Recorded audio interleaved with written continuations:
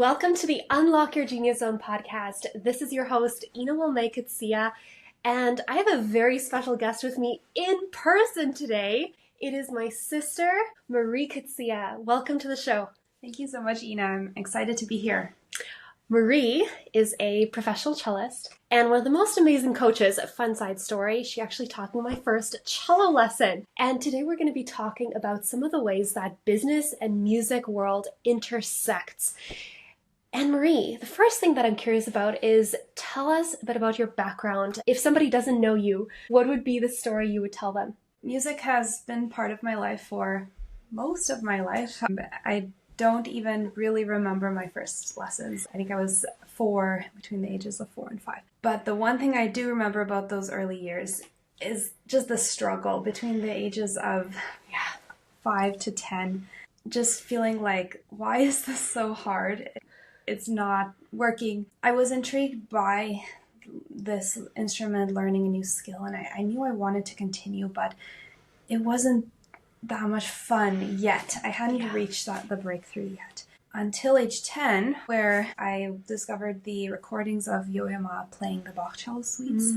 He had some DVDs with dancers and nature, and it was beautiful. And something just came alive on the inside where the music was so inspiring. It was specifically the 3rd Bach cello suite, the Prelude, which actually happens to be the theme music for this podcast. Mari recorded that for us. So when you first started, you hit play, that was Mari playing. And it was the piece that inspired her to really make cello a part of her life and commit to making it a part of her life regardless of the ups and downs. So thank you for sharing that story with us. Now, the thing that all of a sudden stands out to me about this, and you told me this story like just a couple days ago, is the fact that it was Bach's music that helped you. So his story was being communicated through the music. Yeah. And his story of resilience. In the same way that so many other composers encountered a lot of resilience, or not resilience, they had to be resilient in order to actually continue their careers, and it inspired you to continue. I know that there's a lot of other stories of composers like that. You were telling me one just the other day. Yes, so a lot of composers have really interesting stories, and it comes out in their music because music is the universal language and a nonverbal way of communicating. So anytime I work on a piece of music, and I encourage students to do this as well, to look up the piece you're playing and read about the composer, really get to know who they were as a person. So I was doing this one day with composer Dvorak, who lived in the second half of the 1800s and into the beginning of the 20th century. And I was fascinated by his story. I hadn't even realized up to that point that until he was in his late 30s, he was virtually unknown. Wow. Nobody was playing his music.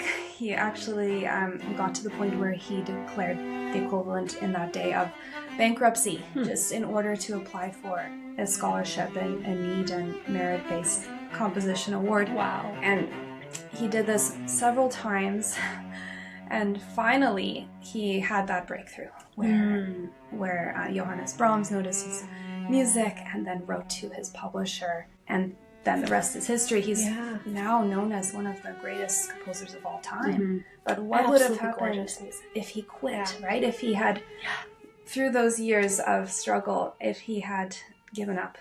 Do you happen to know when he started composing? Like when this whole journey began?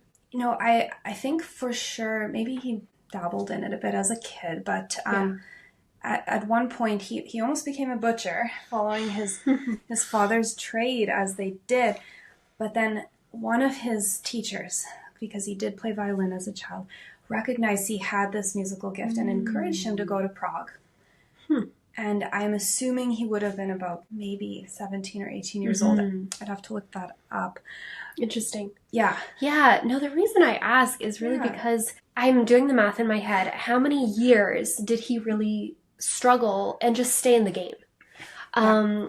I know something about business is that often it is the people who can just stay in the game, continue going, who in the end win. And we see the success that they have after the fact, and we think it's an overnight success, when really it was just, okay, how long can you stay in the game? And that really is, in the end, what matters. Just staying in the game. And what I'm curious about for you is, why do you stay in the game? What's your why behind playing? That's a good question, Ina. Yeah, so I think for me it almost feels like a treasure hunt, like uncovering or decoding these messages from all these great minds through the years. And I think that might be one of the overall things that has kept me going, listening to the music itself and staying inspired, staying motivated. Motivation is something we have to renew daily. Yeah, what does Zig Ziglar say about that? Yeah, right. He says motivation is like bathing. That's right. Recommended daily. So you have to keep yourself motivated, and it's not just going to happen. And then kind of knowing that by studying this music, you can share it with other people who might need the message that the composer had put in there. So in that way, as the player, it's not about me or what I do. I'm just the channel or the conduit. And I guess it also removes that question of being perfect. Like, if you know that you're just telling the story of Dvorak, and you're actually going to be doing this in a concert shortly, like you're gonna get on stage and know, okay, my role is so much bigger than just playing the notes perfectly, nailing every shift, every single passage needs to be perfect, because really what ultimately matters is communicating his story. Exactly. That is pretty cool. So Marie, as you're communicating a story on stage, as entrepreneurs often do in sales calls and presentations, all those things, what I'm so curious about is, how do you know which creative risks are worth taking? So you've done a preparation process. Yeah. And you prepare to perform with high energy and with all of the elements that you know will be convincing. But maybe in the moment you want to take a bit more time for a certain note, or you feel the orchestra behind you speeding up based on the energy, like the conductor feeling more energy. How do you know when a creative risk is worth taking? Yeah, I would say that creative risks, we need to have a purpose behind them, and being really connected to what our role is in, like we just talked about, serving and being able to communicate helps us know when to take those risks. So it's not like we're just going to do it to show how good we are in that moment or anything, but we're sensing that maybe the people we're collaborating with, in this example on stage, maybe they are feeling something in the music that's in the moment. Then if we capture that and bring it to light, then that creates almost like the energy that the audience can feel, and we can feed off the audience's energy. It's like a triangle, right? Yeah, it's really cool. So I think whether it's in business or in music, if we feel like the creative risk is going to serve our clients or serve the people we want to help and that we're passionate about helping, then it's worth it, even if it means we might be sacrificing our own sense of safety, or we're taking a risk that might make us a little uncomfortable, get us out of our comfort zone. It's worth it. And what I find interesting about what you're saying there, Marie, is what constitutes as the result of taking the creative risk. Like, it takes you out of what feels safe. You do it for the greater good. You're sacrificing your own agenda almost. I always think of this in the context of a sales call. It's like, you have the sales call you prepared for, the one you did and the one you wish you had.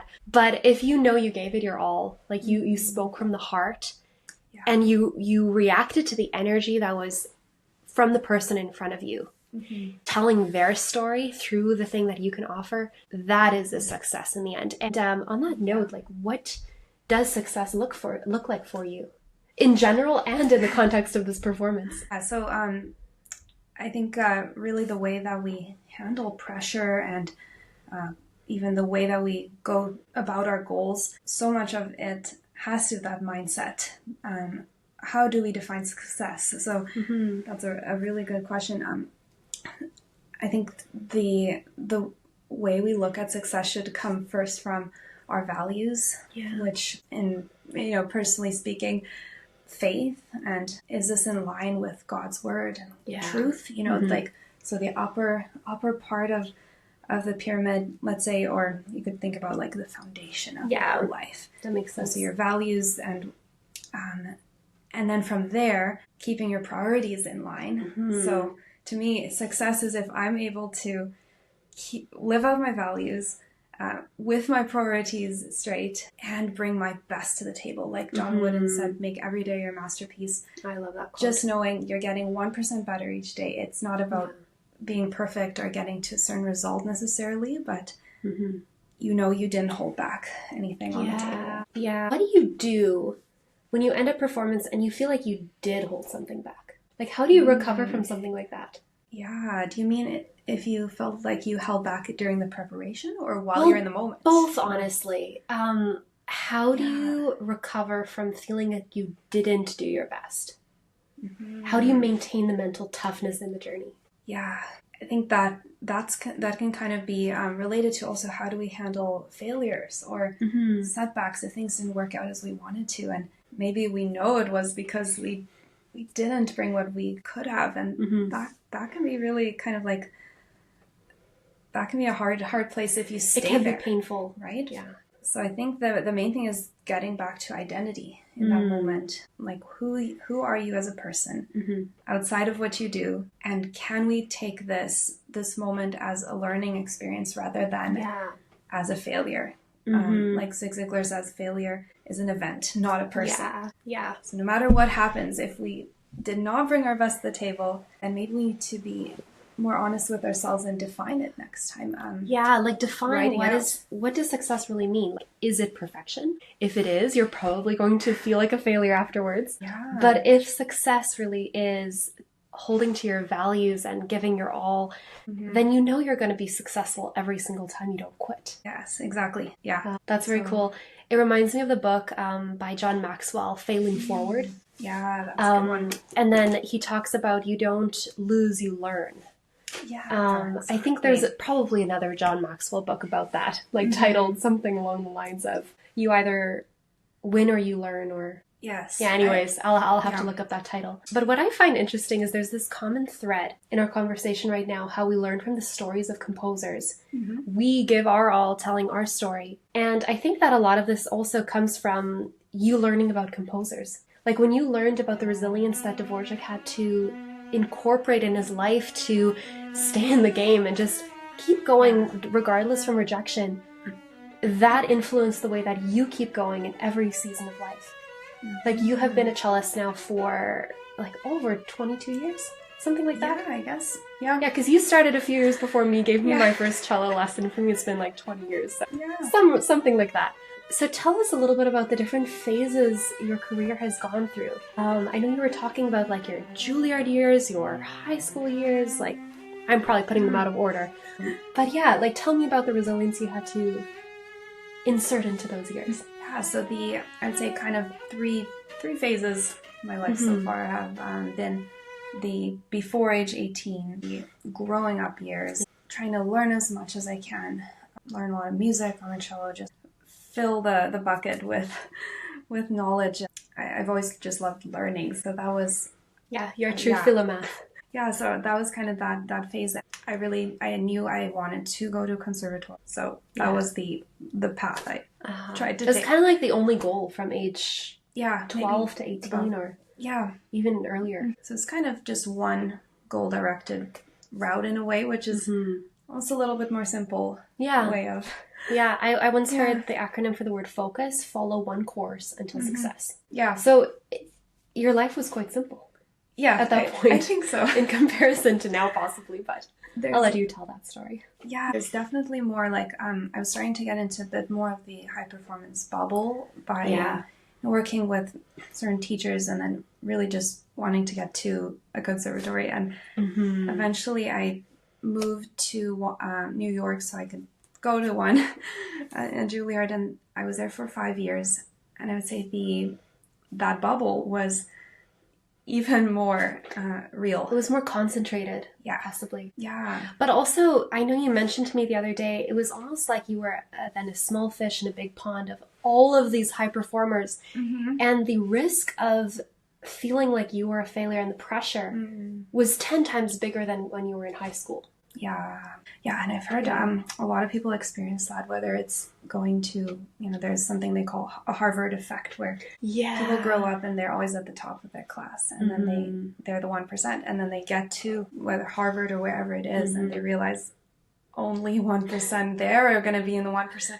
So, we talked about a little bit the imposter syndrome in the past. So that can be a really tricky part about that, no matter where you get to. It could be in business as well. Yeah. Anytime you reach the next level, you actually feel like you haven't reached it in a way. Yeah. Which is because there's always like that 99% to keep going if you consider yourself to be the 1%. Yeah. So those years, it was harder than ever, I'd say, to keep my identity away from what I was doing. Because I was going to ask you, how did you navigate that? And you just gave me the answer. You had to keep your identity set in who you are and whose you are. Yeah, exactly. And learning to view pressure as a good thing and not as something to try and get away from. Yeah. So kind of exploring a lot more the mental toughness side of everything those years. And then after, I would say that season of life came to a close in 2020. Yeah. I had graduated and... During COVID. Yeah, right. Right at the middle. And then it was navigating life after graduation. Yeah. Getting married, having 2 little kids now, and 4-year-old and 2-year-old, best nephew and niece I could ever want. And now I would say the kind of, to summarize, the change between that high performance bubble and I would say life in the real world is you don't have things that you can't control your environment as much. That was a big thing. Unexpected things come up, and then you really need your compass, where we talked about your values and your priorities straight. So it's kind of like your foundation, just trying to put a framework to this. It's like you have your values as the bottom layer, and that determines your priorities, and that determines your actions. I'd say so. And mindset is like the over-encompassing bridge over it all. Do you say that's how you describe it? Yeah, I think that sounds really accurate, what I was saying. So on that note of having 2 little kids and not being able to control your environment, tell me more about what you do now to stay resilient. Do the same as what Dvorak did through those decades of not seeing success necessarily, but for you, success is maybe making sure you can practice the amount you want to. Or it is coming to a performance knowing you've done everything you could to prepare. All of those sorts of things. How do you navigate the lack of control now that you're a mom versus when you were in Juilliard?